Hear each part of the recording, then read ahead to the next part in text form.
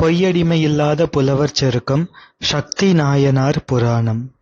தெய்வ செக்கிழார் பெருமான் அருளிய பெரிய புராணத்தில் கலியநாயனார் புராணத்தை அடுத்து 46வது புராணமாக சக்தி நாயனார் புராணம் அமைந்திருக்கின்றது. முதலில் எம்பிரான் சுந்தரமூர்த்தி சுவாமிகள் அருளிய திருத்தொண்ட தொகை திருப்பதிகத்தில் சக்தி நாயனாரை போற்றுகின்ற பகுதி. கைதடிந்த வரிசிலையான் கலிக்கம்பன் கலியன் களர் சக்தி வரிஞ்சயர்கோன் அடியார்க்கும் அடியேன் என்று அமைகின்ற இந்த அடியில் களர் சக்தி வரிஞ்சயர்கோன் அடியார்க்கும் அடியேன் என்பது சக்தி நாயனாரை போற்றுகின்ற பகுதி. களல் என்பது வெற்றிக்கு அடையாளமாக இருப்பது. எனவே களல் சக்தி என்பது வெற்றியுடைய சக்தி நாயனார் என்று பொருள்படும். அப்படி வெற்றியுடைய சக்தி நாயனார் என்னும் திருநாமம் உடையவர் வரிஞ்சையூர் என்ற திருப்பதியின் தலைவரும் ஆகின்றார். அத்தகைய நாயனாருக்கு அடியவர்களாக இருப்பவர்களுக்கு நான் அடிமையாவேன் என்று சுந்தரமூர்த்தி சுவாமிகள் போற்றுகின்றார். இனி வகை நூலான நம்பியாண்டார் நம்பிகள் பெருமான் அருளிய திருத்தொண்டர் திருவந்தாதியில் 55வது திருப்பாடல் சக்தி நாயனாரை போற்றுகின்றது. கிரிவல்லவர் தம் அடியரை தம் முன்பு கீழ்மை சொன்ன திருவில்லவரை அந்நா அறிவோன் திருந்தாரை வெல்லும் வரிவில்லவன் வயர் செங்கழுநீரின் மருவு தென்றல் தெருவில் விரை கமழும் தென் வரிஞ்சை திகழ் சக்தியே என்பது திருப்பாடல். சக்தி நாயனார் யாராவது தமது முன்பு சிவன் அடியார்களை இகழ்ந்து பேசினால் அவர்களது நாவினை கத்தியால் அறுத்து தூய்மை செய்வார். அந்த திருத்தொண்டினை செய்தவர் சக்தி நாயனார். அதனை நம்பியாண்டார் நம்பிகள் இத்திருப்பாடலிலே பாடுகின்றார். மலையை வில்லாக உடைய சிவபெருமானின் அடியவர்களை தம் முன்பு இகழ்ந்து பேசிய திரு இலிகளாகியவர்களை அவ்வாறு பேசும் நாக்கை அறிந்திடுபவர் வரிந்து கட்டிய வில்லை உடையவர் தென் வரிஞ்சையூரில் விளங்குகின்ற சக்தியார் என்பவரே ஆவார் என்பது இந்த திருப்பாடலின் பொருள். தென் வரிஞ்சையூர் என்பது வயல்களிலே செங்கழுநீர் பூக்களில் படிந்து வரும் தென்றல் காற்று தெருக்களில் மனம் கமழ வீசுகின்ற தெருக்களை உடைய ஊர் என்று இந்த திருப்பாடலில் போற்றப்படுகின்றது இந்த திருத்தலம். இனி விரிநூலாகிய தெய்வ செக்கிழார் பெருமான் அருளிய பெரிய புராணத்தில் வரிசை முறைப்படி 8வது சருக்கமான பொய்யடிமையில்லாத புலவர் சருக்கத்துள் 7வது புராணமாக சக்தி நாயனாரது புராணம் அமைகின்றது. பெரிய புராண வரிசை அமைப்புப்படி 46வது புராணமாக விளங்குகின்றது. தெய்வ செக்கிழார் பெருமான் 7 திருப்பாடல்களினால் சக்தி நாயனார் புராணத்தை அருளியிருக்கின்றார்கள். இனி முதல் திருப்பாடல்.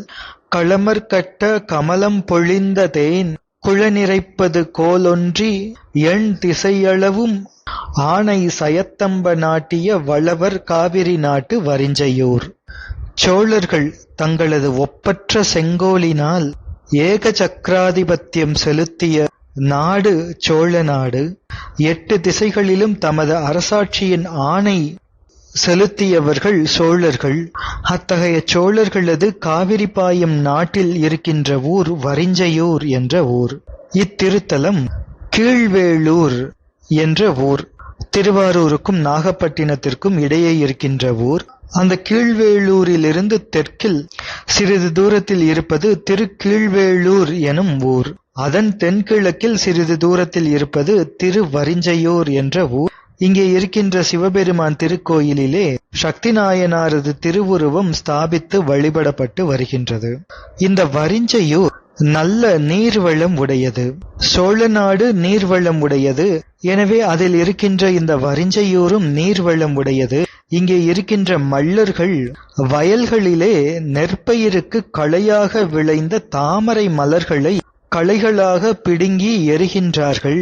அவ்வாறு எரிந்த தாமரை மலர்கள் பொழிந்த தேனானது ஒரு குளத்தையே நிறைத்து இருக்கின்றது. இது இந்நாயனாரது திருப்புராணத்தை உள்ளுரையாக உணர்த்துவதாகவும் இந்த இயற்கை வர்ணனை அமைந்திருக்கின்றது. வயல்களில் நெற்பயிர்களுக்கு இடையே தாமரை மலர்கள் இருக்கின்றன. ஆனாலும் அவைகள் களைகள்தான். எனவே அந்த தாமரை மலர்களை களைகள் என்று அவைகளை பிடுங்கி எரிகின்றார்கள் மல்லர்கள். வயல்களுக்கு இடையே ஆங்காங்கே இருக்கின்ற வாவிகளில் பக்கத்திலே அந்த தாமரை மலர்களை பிடுங்கி எரிகின்றார்கள். அப்படி எரியப்பட்ட தாமரை மலர்களிலிருந்து தேன் வடிந்து அந்த வாவி, அந்த குளத்தை நிறைக்கின்றது. இவ்வாறு பிடுங்கி எரியப்பட்ட கமலங்கள் கூட குளத்தை தேனால் நிறைக்கும் உபகாரம் செய்வது போல சக்தி நாயனார் அறிந்த நாக்குகளும் இந்த உலகை திருத்தும் உபகாரத்திற்கு கருவிகளாக அமைந்தன என்ற புராணத்தின் உள்ளுரை இந்த வர்ணனையில் அமைந்திருப்பது தெய்வ சேக்கிழார் பெருமானின் தெய்வ கவிநலத்தை காட்டுகின்றது. இனி இரண்டாவது திருப்பாடல். வரிஞ்சையூரினில் வாய்மை வேளாண் குலம் பெருஞ்சிறப்பு பெற பிறப்பு எய்தினார். விரிஞ்சன் மான்முதல் விண்ணவர் எண்ணவும் அருஞ்சிலம்பணி சேவடிக்கு ஆட்செய்வார். வரிஞ்சையூரில் வாய்மை பண்பு உடைய வேளாளர் குலம் இருந்து வந்தது. வேளாண் குலத்தின் பல சிறப்பு இயல்புகளுள் ஒன்று சிறந்த வாய்மை உடைய குலம். அதுவே எல்லாவற்றுள்ளும் சிறந்து இறைவரை பெறுவிக்கும் பண்பாகவும் ஆகின்றது. அவ்வாறு வாய்மையில் விளங்கிய வேளாண் குலம் இயல்பாகவே சிறப்புடையது. அதிலும் நம் நாயனார் வந்து அவதரித்ததால் அது இன்னும் பெரிய சிறப்பு பெற்றது. வாய்மை என்பது வாயின் தன்மை என்று பொருள்படும். வாய்க்கு உரிய பண்பு வாய்மை, அதாவது சிவபெருமானையும் சிவபெருமானின் அடியார்களையும் வாழ்த்துதல். அதுவே வாயின் தன்மை ஆகும். வாயே வாழ்த்துகண்டாய் என்பது தேவார திருவாக்கு. வாழ்த்த வாயும் நினைக்க மடநெஞ்சும் தாழ்த்த சென்னியும் என்பதும் தேவார திருவாக்கு. இவைகள் வாயின் பண்பினை நமக்கு எடுத்துக் காட்டுகின்றன. எனவே அத்தகைய பண்பினை தாம் பெற்றவர் இந்நாயனார். அதோடு மற்றவர்களையும் அவ்வாறே பெரும்படி நிற்க வைத்த பண்பினை உடையவர் இந்நாயனார். வாய்மை என்பது வாயின் தன்மை, உண்மை என்பது உள்ளத்தின் தன்மை, மெய்மை என்பது மெய் என்ற உடலின் தன்மை என்று இலக்கணம் கூறுவார்கள். எனவே மனம், வாக்கு, காயம் என்ற இந்த மூன்றும் சிவபெருமானது வழியே செலுத்துவதற்கு உரியன. அப்படி வேளாளர் குலம் சிறப்பினை அடையும்படி அதனினுள்ளே வந்து அவதரித்தவர் பிரம்மதேவன் முதலிய தேவர்களும் எண்ணுதற்கும் அறிய சிவபெருமானது திருவடிக்கே ஆட்செய்பவர். அவரே சக்தி நாயனார். மூன்றாவது திருப்பாடல். அத்தராகிய அங்கணர் அன்பரை இத்தலத்தில் இகழ்ந்து இயம்பும் உரை வைத்த நாவை வலித்து அரி சக்தியால் சத்தியார் எனும் திருநாமமும் தாங்கினார். அத்தராகிய சிவபெருமானின் அடியவர்களை இந்த உலகில் இகழ்ந்து சொல்லும் சொல்லைக் கொண்ட நாக்கை அறியும் சக்தி வாய்ந்தவர். எனவே சக்தியார் என்று திருநாமத்தை தாங்கினார். சிவபெருமானை பழித்தல் கொடிய சிவ அபராதம். சிவபெருமானின் அன்பர்களை பழித்தல் அதனினும் கொடியது. எனவே இந்நாயனார் அடியாரை பழித்துக் கூறும் நாவினை அறிதலை தொண்டாக கொண்டார். அன்பரை இகழ்ந்தது அரணை இகழ்ந்ததற்குச் சமம். எனவே தவறு செய்த அங்கத்தை தண்டித்தல் என்பது தண்ட மரபுகளுள் ஒன்று. கலிக்கம்ப நாயனார் புராணம், கழற்சிங்க நாயனார் புராணம், செருத்துணை நாயனார் புராணங்களிலே இதனை நாம் காண்கின்றோம்.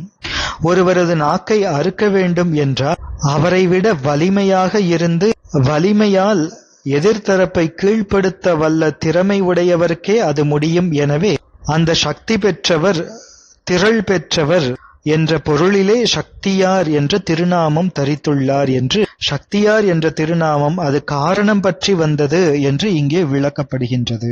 நான்காவது திருப்பாடல்.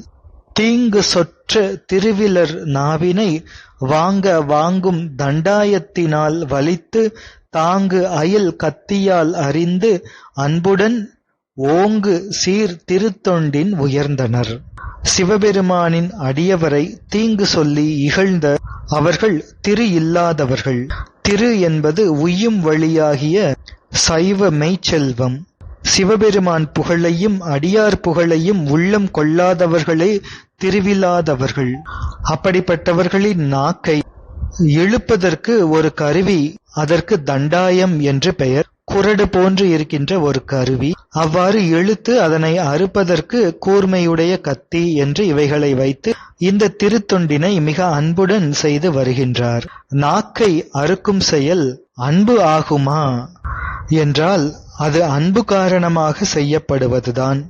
ஒருவர் சிவபெருமானையும் அவரது அடியவர்களையும் இகழ்ந்து பேசினால், தூற்றினால், அவர்கள் எரிவாய் நரகத்திலே புகுந்து மிகுந்த துன்பத்திற்கு ஆளாவார்கள். ஆனால் அவர்கள் சொன்ன அந்த தீய சொல்லுக்கு இப்பொழுதே இந்த பிறவியிலேயே உடனடியாக அவர்களது நாக்கை அறுத்து தண்டிக்கப்பட்டு விடுவதால் அவர்கள் நரகம் செல்வது தடுக்கப்படுகின்றது. நரகத்திலே செல்லாமல் அவர்கள் காக்கப்படுகின்றார்கள். நரகத்திலே புகுந்து கொடும் துயரம் அனுபவிக்காமல் இந்த பிறவியிலேயே உடனேயே அவர்களை தண்டிப்பது என்பது அவர்களின் மேல் வைத்த அன்புதான் அதற்கு காரணமாக அமைகின்றது. அரச தண்டனையும் கருத்தும் கூட இது பற்றித்தான். ஒரு நாட்டிலே ஒரு குடிமகன் தவறு செய்கின்றான் என்றால், குற்றம் செய்கின்றார் என்றால், அரசர் அதற்கு சரியான தண்டனை, சிறை தண்டனையோ அல்லது மரண தண்டனையோ அதை விதிக்கின்றார் என்றால், அவ்வாறு செய்த குற்றத்திற்கு இந்த பிறவியிலேயே தண்டனை கொடுக்கப்பட்டு அனுபவிக்கப்படுவதனால் இதே குற்றத்திற்காக அவர்கள் நரகத்திலே சென்று துன்பப்படுவது தடுக்கப்படுகின்றது என்பது நம்முடைய நாட்டின் ராஜநீதி முறைமை. ஒருவேளை இந்த பிறவியில் அவர்கள் செய்த குற்றத்திற்கு அரச தண்டனையிலிருந்து தப்பினால் அவர்கள் நிச்சயம் நரகம் சென்று அங்கே இதைவிட பல மடங்கு கொடுமையான துயரத்தை அனுபவிப்பார்கள். அவ்வாறு அவர்கள் அனுபவிக்காமல் இந்த பிறவியிலேயே அவர்களுக்கு தண்டனையை கொடுத்து அவர்களை நல்வழியில் நிறுத்துவதுதான் இந்த தண்டனையின் நோக்கம் ஆகும். அறம் என்பது ஒழுக்கம், வழக்கு, தண்டம் என்று 3 பிரிவுகளாக இருக்கின்றது என்று பரிமேல் அழகர் அவர்கள் திருக்குறளுக்கு அருளிய முகப்புரையிலே சொல்வார்கள். எனவே தண்டிக்கப்படுவது என்பது அவர்கள் மேல் கொண்ட இரக்கம் காரணமாகத்தான். எனவே இங்கும் கூட சிவன் அடியார்களை இகழ்ந்து அதன் காரணமாக அவர்கள் நரகலோகம் புகாமல் இங்கேயே தண்டிக்கப்பட்டார்கள் இந்த நாயனாரினால். இதனைக் கண்டு உலகம் உய்ந்தது. சிவன் அடியாரையும் சிவபெருமானையும் இகழக்கூடாது என்று இந்நாயனார் செய்த செயலை பார்த்து இந்த உலகம் நல்ல வழியிலே நின்றது என்பது இந்த உலகத்தவர்கள் மேல் வைத்த இந்நாயனார் வைத்த அன்பு என்பது இங்கே வெளிப்படுகின்றது. மேலும் சிவபெருமானை நிந்திக்கும், சிவபெருமான் அடியவர்களை நிந்திக்கும், அதனை கேட்டு பொறுக்க முடியாமல் இவ்வாறு நடந்து கொள்வது என்பது சிவபெருமானின் மேலும் சிவன் அடியார் மேலும் கொண்ட அதீத பக்தியினை இது காட்டுகின்றது. உதாரணமாக இந்த உலகியல் அளவிலே கூட நாம் மிகுந்த அன்பு வைத்த மனைவி, மக்கள், சுற்றத்தவர்கள் இவர்களெல்லாம் உடல் சார்பு பற்றியவர்கள்தான். இவர்களினுடைய தொடர்பு எல்லாம் இந்த உடல் இருக்கும் வரைதான். அப்படி தற்காலிகமாக இருக்கின்ற வினை சுற்றங்களாகிய மனைவி, மக்கள் மற்றும் சுற்றத்தவர்கள் இவர்கள் மேல் நாம் பேரன்பு வைத்திருக்கின்றோம். அப்படி இருக்கும் நிலையில் இவர்களை யாரேனும் ஒருவர் இகழ்ந்தால் அதனை நாம் கேட்க முடியாமல் பெரும் கலகம் விளைவித்து சண்டை செய்கின்றோம். இது உலகியலிலே நாம் காண்கின்ற உண்மை. உடல் பற்றிய சார்பிற்கே இப்படி என்றால் பெருமானோடும் பெருமானின் அடியவர்களோடும் நாம் கொண்ட சார்பு அது உயிர் சார்பு. அப்படிப்பட்ட உயிர் சார்பாகிய சிவபெருமானையும் சிவனடியாரையும் இகழ்ந்தால் அதனை கேட்டு பொறுக்க முடியாமல் அதற்கு தேவையான செயல்களை செய்வது அவர்களின் மேல், சிவபெருமானின் மேலும் சிவன் அடியார் மேலும் அன்பு உடையவர்கள் செய்கின்ற செய்கை ஆகும். எனவே இவைகளெல்லாம் சிவபெருமான் மேல் கொண்ட அன்பினால் செய்யப்படுவதால் இது திருத்தொண்டு ஆகின்றது, திருப்பணி ஆகின்றது. சிவாகமம் கூறுகின்றது, சிவபெருமானை இகழப்படுவதை கேட்டால் சிவபெருமானை இகழ்ந்தவரை தண்டித்துவிடு. அப்படி உன்னால் தண்டிக்க இயலவில்லை என்றால் சிவசிவ என்று காதை பொத்திக் கொண்டு அந்த இடத்தை விட்டு அகன்றுவிடு என்று சிவாகமங்கள் கூறுகின்றன. கந்தபுராணத்திலே தவம் காண் படலத்திலே பார்வதி அம்மையார் தவம் செய்து கொண்டிருக்கும் பொழுது இறைவரே ஒரு முதியவராக வந்து சிவபெருமானை பற்றி, முதியவராக வந்த சிவபெருமானை பழித்து கூறுகின்றார். அந்த சொற்களை கேட்ட பார்வதி அம்மையார் உடனடியாக சிவசிவ என்று சிவநாமத்தை சொல்லிக்கொண்டு அந்த இடத்தை விட்டே சென்று விடுகின்றார்கள். இந்த முதியவரை இங்கே இருந்து சென்று விடுங்கள் என்று கூறுகின்றார்கள் அம்மையார். அதனை கேட்டும் அந்த முதியவர் அங்கே இருந்து கொண்டே சிவபெருமானை இகழ்ந்து கொண்டே இருக்கின்றார். எனவே இந்த முதியவர் இங்கிருந்து போக மாட்டேன் என்கின்றார். நானே செல்கின்றேன் என்று தன்னுடைய பஞ்சு போன்ற மெல்லடி நோகும்படி அம்மையார் உடனடியாக அந்த இடத்தை விட்டு அகன்று விடுகின்றார் என்றால் இந்த ஒழுக்கத்தை இங்கே நாம் காண்கின்றோம். அம்மையார் நமக்கு இவ்வாறு அறிவுறுத்துகின்றார். இனி 5வது மற்றும் 6வது திருப்பாடல்கள். அன்னதாகிய ஆண்மை திருப்பணி மண்ணு பேருலகத்தில் வலியுடன் பன்னெடும் பெருநாள் பரிவால் செய்து சென்னி ஆற்றினர் செந்நெறி ஆற்றினர். ஐயம் இன்றி அரிய திருப்பணி மெய்யினால் செய்த வீர திருத்தொண்டர் வையம் உய்ய மணிமன்றுள் ஆடுவார் செய்யபாத திருநிழல் சேர்ந்தனர். இப்படிப்பட்ட ஆண்மையினை உடைய திருத்தொண்டில் நிலைபெற்ற நாயனார் இந்த பெரிய உலகத்தில் வலிமையுடன் பற்பல பெருங்காலம் அன்புடன் இந்த திருத்தொண்டை செய்து வருகின்றார். இறைவரது செம்மை நெறி திருத்தொண்டினை செய்து வருகின்றார். இதனை அன்பினாலே செய்கின்றாரே அன்றி பகை முதலான தீக்குணங்களின் காரணமின்றி வெறும் அன்பு காரணமாகவே இதனை செய்கின்றார். எனவே நம் நாயன்மார்கள் அனைவரும் சத்வம் ரஜஸ் தமஸ் என்ற மாயாகாரியமான குணங்களுக்கு உட்பட்டு இதனை செய்யவில்லை. இதனையும் தாண்டி சிவபெருமானின் மேல் வைத்த அன்பு என்ற அந்த நிலைமை காரணமாக செய்கின்றார்கள் என்று நாம் பார்க்கின்றோம். எனவே விதிவழி நடந்து சிவபெருமான் மேல் பக்தி கொண்டு உய்வடைந்த நாயன்மார்களும் இருக்கின்றார்கள். சக்தி நாயனார் போன்று கலிக்கம்ப நாயனார் போன்று விதி கடந்து அன்பு நெறியிலே நின்று திருத்தொண்டு செய்த நாயன்மார்களும் இருக்கின்றார்கள் என்று நாம் இப்பெரிய புராணத்திலே கண்டு வருகின்றோம். உலகியல் தர்ம அதர்ம நீதி நெறிகளை வைத்து அளக்கும் பொழுது ஒருவேளை நாயன்மார்களது செயல்களெல்லாம் தகாத செயல்கள் என்று தோன்றலாம். உலகியலிலே கூறப்படுகின்ற நீதிமுறைகள் தர்மங்கள் எல்லாமே முக்திக்கு சாதனமாக அமைபவைகள்தான். நம் நாயன்மார் பெருமக்களோ இந்த சாதனைகளையெல்லாம் கடந்து சாத்தியமாகிய சிவத்தை அடைந்தவர்கள். அந்த நிலையில் இருப்பவர்களை உலகியல் தர்ம அதர்மங்களை கொண்டு அளத்தல் என்பது அவ்வளவு சரியானதாக இருக்காது. நாயன்மார்கள் எல்லோரும் அறிவால் சிவத்தோடு அத்வைதமாக ஒன்றியிருந்தவர்கள். எனவே அவர்களது செயல்களெல்லாம் சிவபெருமானின் செயல்கள் என்றே கொள்ளப்படும். அவர்களுக்கு என்று தனித்த காரியங்கள் எதுவுமே இல்லை.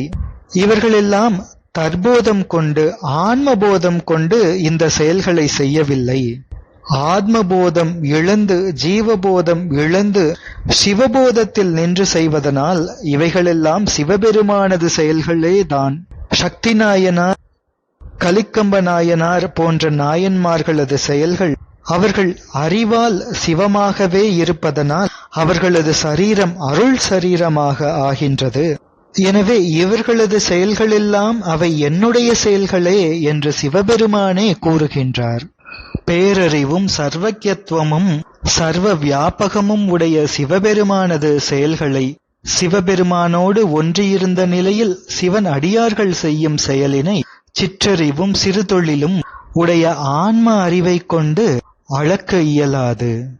எனவே இந்நாயன்மார்கள் செய்த செயல்களெல்லாம் சரியா என்றால் சிவபெருமானே நாயன்மார்களை ஆட்கொண்டு முக்தியில் சேர்த்திருக்கின்றார் என்றால் இந்த காரியத்தை வைத்து நாம் காரணத்தை அனுமானிக்கின்றோம். இங்கே நாயன்மார்களது திருச்செயல்களெல்லாம் முக்திக்கு காரணமாக இருக்கின்றன என்றார். காரியம் என்பது முக்தியாக மங்களமாக சிவானந்தமாக இருக்கின்றது என்றார். இவர்களது திருத்தொண்டு சிவபெருமானாலேயே அங்கீகரிக்கப்பட்டு அருள் செய்யப்பட்டிருக்கின்றது. எனவே நம் நாயன்மார்கள் செய்த செயல்கள் ஒன்றிலும் கூட ஒரு சிறு களங்கமும் இருந்திருக்க வாய்ப்பில்லை என்பது இங்கே பெறப்படுகின்றது. ஒருவேளை நாம் எண்ணுவது போல களங்கம் இருந்திருந்தால் பெருமானே தோன்றி திருக்காட்சி கொடுத்து அவர்களை முக்தியில் சேர்த்திருப்பாரா என்ற அனுமான பிரமாணத்தின் மூலம் இங்கே நம் நாயன்மார்களது திருச்செயல்களை ஓரளவு பெரியவர்கள் காட்டிய வழியில் நின்று உணர்ந்து கொள்ள இடம் இருக்கின்றது. எனவேதான் இங்கே சக்தி நாயனார் மக்களின் நாக்கை அறுப்பது அது தர்மமோ அதர்மமோ என்ற ஐயம் சிறிது கூட இல்லாமல் இந்த சிவ அபராதத்தினை இந்த செயல் போக்குவதனால் இது சந்தேகத்திற்கு இடமில்லாமல் சிவத் திருப்பணியே ஆகும் என்ற துணிவுடன் செய்கின்றார். எனவே செயற்கரிய செய்வர் பெரியர் என்ற திருக்குறளின்படி இது பிறரால் செய்வதற்கு அரிய செயற்கரிய பணி என்று நாம் நிச்சயித்துக் கொள்கின்றோம். எனவே சிறிது கூட சந்தேகமே இல்லாமல் மிக அரிதான இந்த திருத்தொண்டினை தன்னுடைய மெய்யினாலே செய்த வீரத்தன்மை பொருந்திய திருத்தொண்டராகிய சக்தி நாயனார் இந்த உலகம் உய்யும் பொருட்டு அழகிய திரு அம்பலத்திலே ஆடும் சிவபெருமானது செம்மை தரும் பாத திரு நிழலில் சேர்ந்தார். 7வது மற்றும் நிறைவு திருப்பாடல். நாயனார் தொண்டரை நலம் கூறலார் சாய நாவரி சக்தியார் தாழ்பணிந்து ஆய மாதவத்து ஐயடிகள் எனும் தூய காடவர்த்தம் திறம் சொல்லுவாம்.